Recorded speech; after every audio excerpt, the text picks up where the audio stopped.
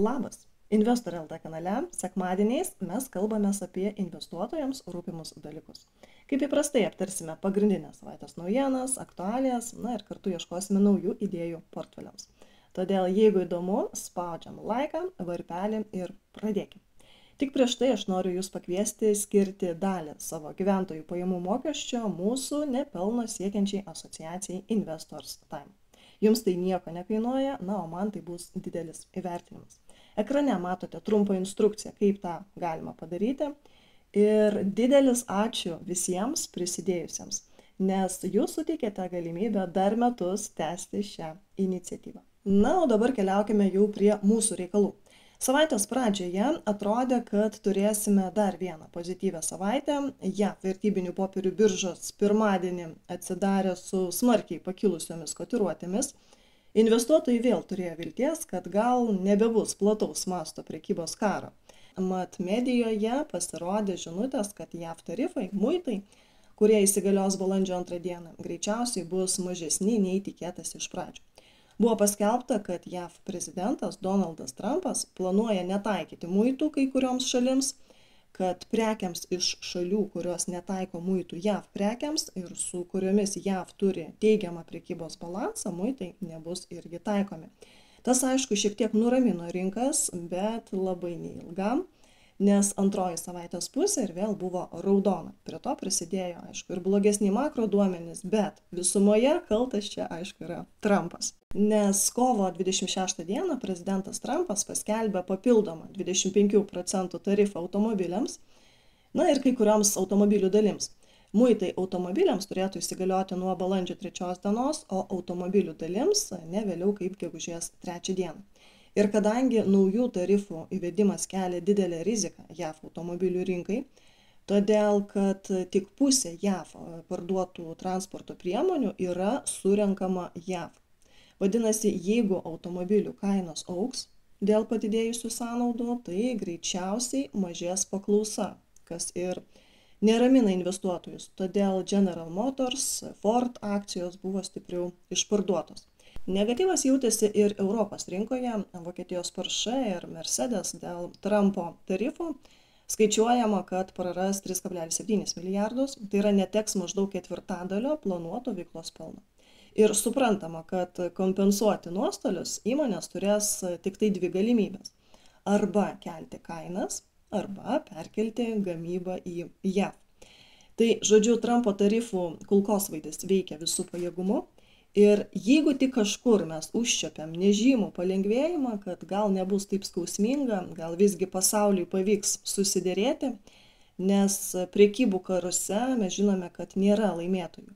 Bet žiūrėk, praeina kelios dienos ir vėl viskas iš pradžių. Žiūrint į S&P 500 grafiką, mes matome, kad kol kas dar nenusileidome iki kovo viduryje pasiektų žemumų. Bet jeigu Trumpo retorika nesikeis, tikėtina, kad ten nusileisime ir tada bus svarbiausia žiūrėti, ar prie tų lygių vėl mes turėsime aktyvius atpirkimus. Banko analitikai skaičiavo, kad tada buvo rekordinės sumos įmestos į atvėsusius fondus. Kaip teigia analitikai, mažmeninė prekyba ir kai kurie instituciniai žaidėjai nusprendė išbandyti savo sėkmę ir pagauti dugną. Todėl dabar tikrai bus labai įdomu stebėti, ar dar bus tokių gaudytojų, ar visgi šį kartą krisime ir žemiau. Bet apie tai, aišku, pasikalbėsime jau kitose epizoduose. Dabar, kai rinkoje yra negatyvios nuotaikos, kai vyrauja abejonės dėl geopolitikos, makroekonomikos, investuotojai dažnai renkasi saugesnius aktyvus. Mes apie tai jau kalbėjomės ne kartą, kad jie renkasi vyriausybinės obligacijas, auksą. Tai obligacijos dar neatidirbo statytos idėjos, bet štai, kalbant apie auksą, tai jisai atidirbo tikrai su kaupu. Šią savaitę auksas vėl pasiekė naują rekordą, perlipo per $3100 už unciją. Kaip ir nieko naujo, investuotojai tiesiog renkasi saugų prieglobstį, bent jau kol lieka neapibrėžtumas dėl tarifų, dėl prekybos karų. Ieškoma, kaip apsaugoti turtą nuo infliacijos, todėl aukso kaina ir kyla. Ir mes kalbėjomės, kad ir pasaulinių centrinių bankų susidomėjimas auksu išaugo, ir Kinijos draudikai perka, plus mažmenininkai dalį savo investicijų skyrė fondams, kurie laiko fizinį aukso aktyvus. Ir kiek dar yra jėgos jam kilti, aišku, jau sunku pasakyti, man visgi norėtųsi korekcijos, bet 3300 galbūt ir gali būti. Tik tiek, kad jau pirkti dabar gal ir nebūtų įdomu, nes rizika, kad kris kaina yra daug didesnė negu kad aktyvas brangs. Bet laikyti dar tikrai galima. Na ir apie naftą labai trumpai. Vis dar matome, kad nepasitvirtino juodžiausias scenarius dėl naftos kainos kritimo, apie ką mes kalbėjomės ankstesniuose video. Kol kas Brent tipo naftos kaina laikosi virš $72 už bačką. Čia irgi galima sakyti Trumpo nuopelnas, nes jis pareiškia, kad planuoja įvesti 25% tarifus toms šalims, kurios pirks naftą ir dujas iš Venesuelos. Plius dar yra naujos JAV sankcijos Irano eksportui, todėl naftos kainos kritimas kol kas yra sustabdytas. Bet kainos kritimui rizikos išlieka visų pirma pasaulio ekonomikos sulėtėjimas, jeigu mažės pramonės gamyba, jeigu Kinijoje nepaisant paskatų augimas ir toliau nesieks lūkesčių, tada labai realu, kad naftos paklausa kris. Ir kitas dalykas, apie ką mes jau kalbėjomės, kad gali būti naftos gavybos padidėjimas, nes OPEC Plus planuoja nuo balandžio didinti naftos gavybą. Aišku, jis senai jau tą žada, kol kas pažadų nevykdė, bet jeigu įvykdys, tai bus pirmas gavybos didinimas nuo 2022 metų. Na, o dabar keliaukime jau prie atskirų kompanijų ir aš pradėsiu nuo labai įdomaus posto X, kuris truputį kitaip pastato šiandieninę situaciją, ypač akcijų kritimo fone, ir priverčia permastyti viską. Ir jame sakoma, kad vos prieš 5 metus viena akcija Nvidia kainavo $6, dabar 118, Tesla buvo verta $37, dabar 248, Apple kainavo $63, dabar 218 ir Meta paimta kaip pavyzdys, prieš 5 metus kainavo $165, dabar 596. Tai kai matai, kokie pasiekti augimai vos per 5 metus, bet taip pat supranti, kad verslas tai tiek nepaaugo, pelno jos keliais kartais neužaugino. Todėl šių kompanijų korekcija yra tikrai labai teisinga atrodytų. Tik bėda ta, kad krisdamas šios kompanijos paskui save tempia ne tik visą indeksą, bet ir kitas industrijas, kurios taip stipriai nebrango. Bet jeigu visgi ieškoti idėjų tarp gigantų, tai manau Alphabet, arba Google'as, kaip mes vadiname, galėtų būti visai įdomus variantas. Aš priminsiu, kad šita kompanija veikia internetinės reklamos, debesų kompiuterijos ir dirbtinio intelekto srityje. Didžiąją dalį pajamų jai atneša reklama, Google paieška 56%, YouTube 11%, Google Cloud sudaro 11% pajamų ir jisai sparčiai auga dėl AI integracijos. Ir prognozuojama, kad iki 2030 metų internetinė reklama išaugs apie 10% per metus. Ir kadangi Google'as išlaiko 90% paieškos rinkos dalies, tai tokia pozicija kompanijai, aišku, garantuoja augančią internetinės reklamos pajamų dalį. Ateities lūkesčiai, žinoma, yra ateities lūkesčiai, jie gali išsipildyti, gali ne, bet žiūrint į ilgesnį laikotarpį, tikėtina, kad jie visgi sugebės išlaikyti savo pozicijas, konkurencinius pranašumus, ir būti lyderė tarp lyderių.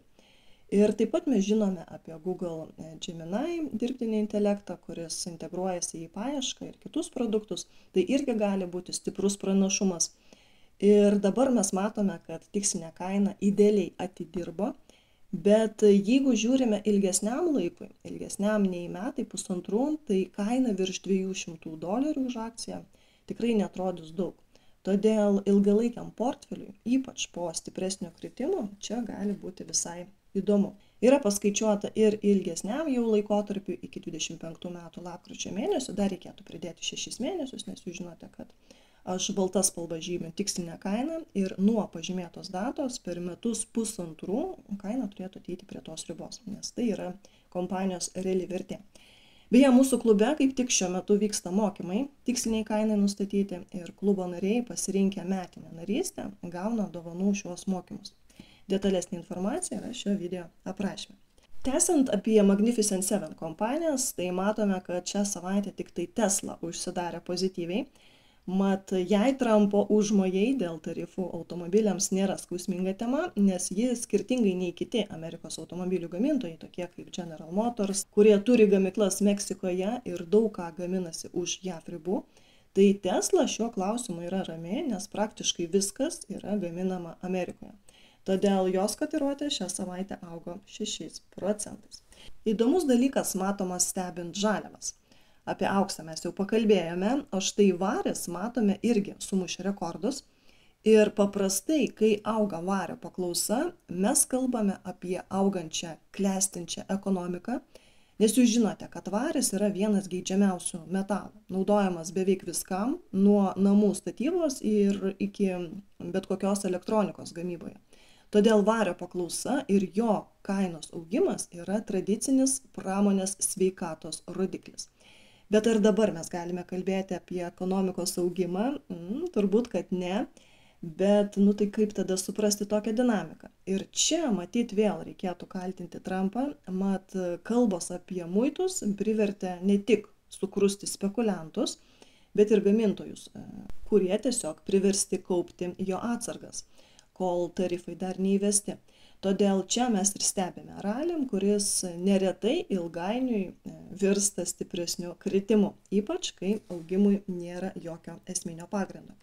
Nors, aišku, jeigu žiūrėtume į ilgesnį laikotarpį, turbūt niekas neabejoja ekonomikos atsigavimu ir tada žaliavos, aišku, bus perkamos jau ne dėl chaoso, o iš poreikio.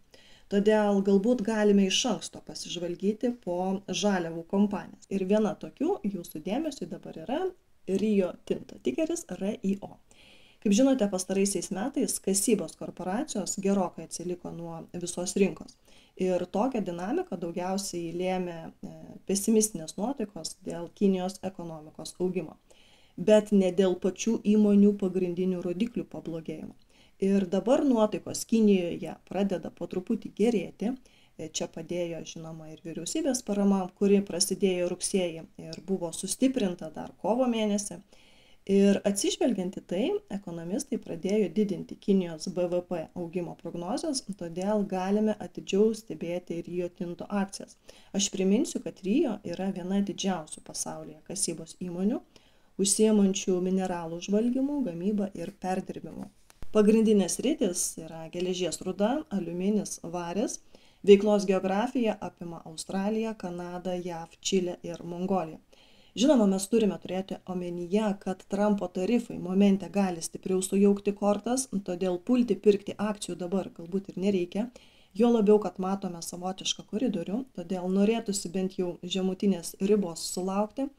Na ir žinoma, šis statymas jau turėtų būti ilgesniam laikotarpiu, ne metams, pusantrų, reikėtų, kad nurimtų tarifų istorijos. Judėkime toliau. Šią savaitę kilo daugiau klausimų, ar nevertėtų įsitraukti į portfelį stipriau pasikoregavusios Broadcom kompanijos, tikeris AVGO. Minus beveik 12% per savaitę. Kompanija šių metų pradžioje dar buvo stipriau atitrūkusi nuo savo tikrosios vertės, kaip matome. Rinkos dalyviai jai priskyrė didesnius lūkesčius, ir sutiko iš anksto mokėti brangiau. Bet, kaip jau minėjau, anksčiau ar vėliau, kainos ateina prie savo realių verčių. Taip ir čia nutiko, matome. Didelės nuolaidos kol kas nėra, bet jau daug smagiau yra ją žiūrėti, kai nėra tokio stipraus perpirkimo. Kaip žinote, ši kompanija prieš kelis metus nusipirko VMware kompaniją ir dabar ji 42% pajamų gauna iš programinės įrangos. Taigi dabar šių dviejų kompanijų tandemas tai yra AI ir debesų duomenų centrai. Tai yra aparatinė įranga, tinklas ir programinė įranga. Tai kompanija dabar valdo visą ekosistemą. Kompanijos EBITDA marža padidėjo nuo 60% iki 68% per metus vien dėl VMware integracijos. Kita jos augantis sritis, tai yra 28% pajamų, yra pagal užsakymą pagaminti AI čipai. Dėl darbo su hiperskaleriais, taip yra vadinami debesų paslaugų rinkoje veikiantis big techai, tai dėka bendravimo su jais AVGO pardavimai išaugo 77%. Tradiciniai čipai išaugo tik 11%. Aišku, mes girdime, kad didžiosios technologijų kompanijos kūrė savo čipus, Todėl atsiranda rizika čia, bet AVGO ji nėra labai didelė, manyčiau. Daugiau problemų visgi turės Nvidia, kuri kūrė universalius GPU, o ne unikalius XPU, tokius kaip Broadcomas. Todėl tikėtina, kad Broadcom čipai netrukdys Hyperscaler sistemoms, o greičiau netgi papildys. Bet yra kita rizika, kurią mes irgi turėtume įsivertinti, kad gali mažėti Hyperscalerių investicijos į duomenų centrus. Ir jeigu investicijų lėtėjimas užsitęs, tai bus sustabdytas visas AI čipų bumas. Todėl renkantis tokias kompanijas reiktų labai aiškiai savo pasakyti, ant kokio scenarijaus mes statome. Ar kad ir toliau dirbtinio intelekto idėja bus vystoma ir plėtojama, ar kad gali būti taip, kad ji bus kuriam laikui pamiršta. Visgi tokios istorijos kaip Dell, HPE sako, kad AI bumas lėtėja, plus geopolitika lėtina ekonomikos augimą ir investicijas. Todėl kol kas rinkos linkusios mažinti savo godumą ir aukštus lūkesčius. Todėl surengė puikų išpardavimą. Ir dabar svarbiausias klausimas, ar verta naudotis suteiktomis nuolaidomis, ar geriau palaukti. Pagal mane, jeigu mes aktyviai prekiaujame, mokame tą daryti, tai aš būčiau už tai, kad stipresnius pakritimus reikia išnaudoti, tik tiek, kad mes turime mokėti valdyti savo rizikas. Ir kalbant apie rizikas, daug dėmesio sulaukia GameStop istorija.